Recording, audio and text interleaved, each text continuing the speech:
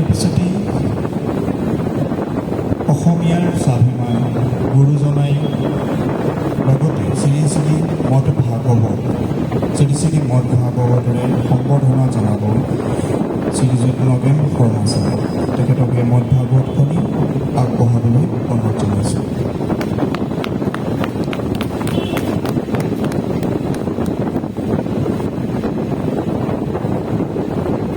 হিন্দু সনাতন ধৰ্মৰ তিনিখন মহাকাব্যৰ অন্যতম শ্ৰী শ্ৰী কৃষ্ণৰ গীতা, মানুহৰ জীৱন দৰ্শন বৰ্ণিত এই শ্ৰী শ্ৰী কৃষ্ণ গীতা ভাগি আগবঢ়াব সহকাৰী সম্পাদিকা গায়ত্ৰী।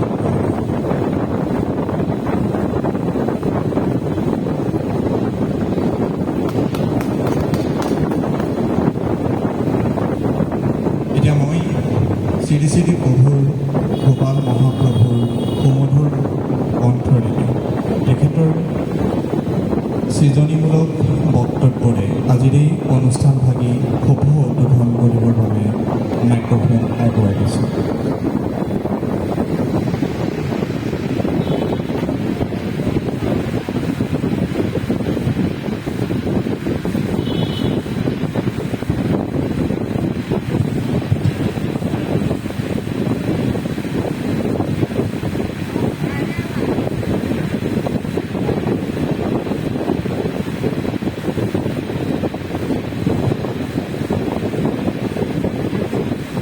ইতিমধ্যে সন্মানীয় বিচাৰক মণ্ডলী আহি আমাৰ মাজত উপস্থিত হৈছেহি।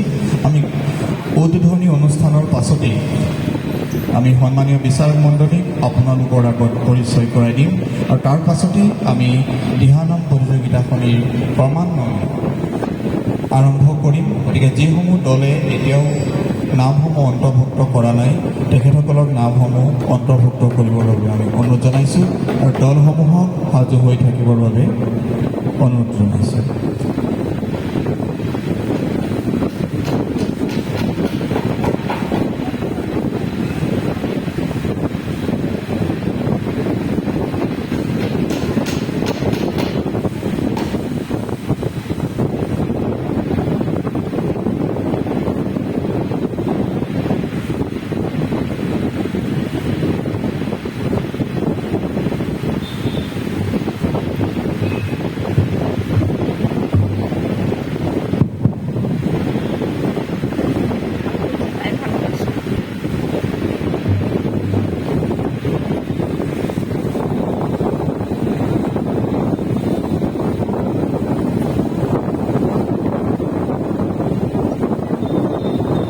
কৃষ্ণ জয় গুৰু যাৰবদ্ধ সবে ঐক্য হৰিত সনলৈয়া হৰিগুণ গাৱে শুদ্ধ ভাৱে দধি ধুদ্ধ ভিত মধু নদীৰ জনকপ্ৰিয়া পিতৃগণ দীপিত ভাৱে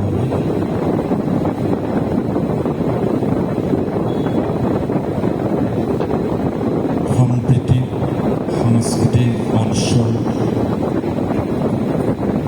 লখিমপুৰ ৰাইজৰ উদ্যোগত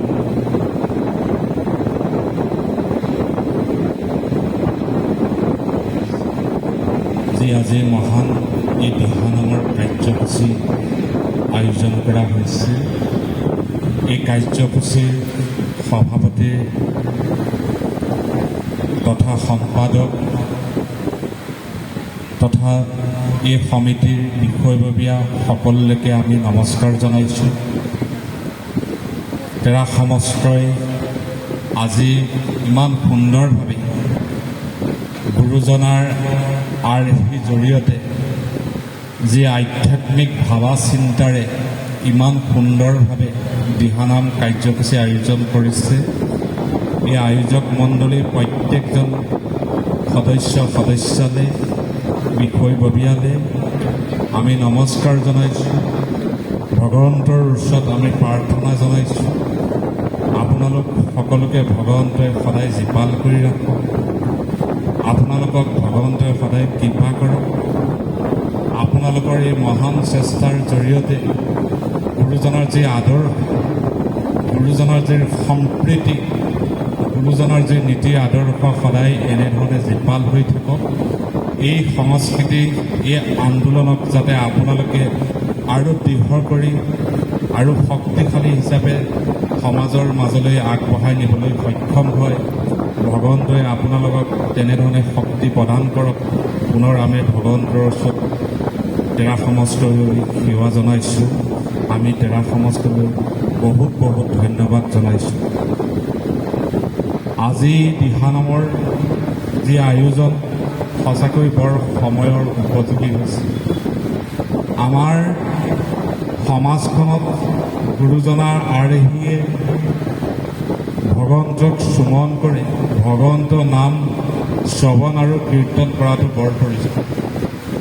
ভগৱন্তৰ নাম শ্ৰৱণ কীৰ্তনৰ জৰিয়তে আমাৰ সমাজখনলৈ পবিত্ৰতা আহে। আমাৰ সমাজখনত প্ৰত্যেকজন মানুহ সুস্বভাৱৰ অধিকাৰী হয়। যেতিয়া এখন সমাজত যদি পবিত্ৰতা নাথাকে, সততা নাথাকে, সেই সমাজখনৰ ব্যক্তিবিলাক সুস্বভাৱৰ নহয়, তেতিয়াহ'লে সেই সমাজখনৰ ভৱিষ্যত অন্ধকাৰ হৈ পৰে। আমাৰ এই সমাজখনক সদায় জীপাল কৰি ৰাখিবলৈ হ'লে আমি গুৰুজনাৰ সংস্কৃতি, গুৰুজনাৰ আদৰ্শৰ গ্ৰহণ কৰাটো বৰ প্ৰয়োজন। যিহেতু গুৰুজনাই আমাক অসমীয়াৰ জাতিক প্ৰাণ প্ৰতিষ্ঠা কৰিছে। গুৰুজনাৰ আদৰ্শই, গুৰুজনাৰ সংস্কৃতিয়ে আমাক অসমীয়া জাতিক চহকী কৰি থৈ দিছে। সেই গুৰুজনাৰ আদৰ্শক বৰ্তমান মুহূৰ্তত আমাৰ বিভিন্নজনে বিভিন্ন ধৰণে ব্যৱহাৰ কৰে, কিন্তু ভক্তিভাৱে ব্যৱহাৰ নকৰে, সমাজক সংস্কাৰৰ অৰ্থে ব্যৱহাৰ নকৰে। আমাৰ সমাজখন সংস্কাৰ হোৱাটো বৰ প্ৰয়োজন। আমাৰ সমাজখনত সকলোৱে কৃষ্ণৰ চৰণত নিজকে অৰ্পণ কৰাটো বৰ প্ৰয়োজন। আমি কেৱল ভকতি কৰিছোঁ, আমি কৃষ্ণ নাম লৈছোঁ, কিন্তু কৃষ্ণ নাম যি ধৰণৰ নীতি নিয়মৰ মাজেদি ল'ব লাগে, যি ধৰণৰ পবিত্ৰতাই ল'ব লাগে, সেই পবিত্ৰতাবিলাক আমাৰ মাজত নাইকিয়া হৈ গ'ল। আমি কেৱল ল'ব লাগে কাৰণেহে ভগৱন্তৰ নাম লৈছোঁ, কিন্তু হৃদয়ৰ পৰা যি ধৰণৰ শ্ৰদ্ধাই ল'ব লাগে, যি ধৰণৰ পবিত্ৰতাই ল'ব লাগে, সেই পবিত্ৰতাবিলাক আমাৰ বহু মানুহৰ মাজত নাইকিয়া হৈ পৰিছে। আমি কৃষ্ণ নাম যিমান জপ কৰিম, কৃষ্ণ নাম আমি যিমানে আমি ল'ম, ইয়াৰ পবিত্ৰতাই আমাৰ গোটেই ঘৰখন, আমাৰ সমাজখনক শুদ্ধ কৰে। এটা সময় আছিলে আমাৰ মাতৃয়ে বা আপোনালোক সকলোৰে মাতৃয়ে ৰাতিপুৱা আৰু গধূলা খুব জোৰেৰে, খুব ডাঙৰ ডাঙৰ শব্দ কৰি পেলাই